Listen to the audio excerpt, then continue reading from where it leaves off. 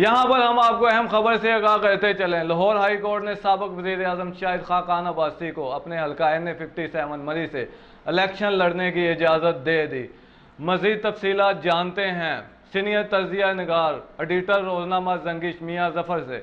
जी मियाँ जफर साहब, तफसीलात से आगाह कीजिए। साबिक वज़ीर आज़म शाहिद खाकान अब्बासी जो है ये बेसिकली कौमी असम्बली के 2 हल्कों में इलेक्शन लड़ रहे हैं, 57 और 53 जो इस्लामाबाद का है। 57 जो है इनका भाई हल्का मरी से है। तो 27 तारीख को ट्रिब्यूनल कोर्ट ने इनके कागजात नामजदगी मुस्तरद करते हुए बल्कि इनको 5 साल के लिए नाअहल भी कर दिया। अदालत में अपने फैसले में लिखा कि शाहिद खाकान अब्बासी जो है इन्होंने अपने असासे छुपाए और इनके बयान हल्फी में भी तजाद है, लिहाजा ये 62 और 63 पर पूरा नहीं उतरते, इसलिए इनको 5 साल के लिए नाअहल कर दिया गया। तो शाहिद खाकान अब्बासी ने ट्रिब्यूनल कोर्ट के फैसले के खिलाफ आज लाहौर हाई कोर्ट में अपील की। अदालत ने ये अपील मंजूर करते हुए उनको इलेक्शन लड़ने की इजाजत दे दी है। जी बहुत शुक्रिया मियाँ जफर साहब, हमें तफसीलात से आगाह कर रहे थे।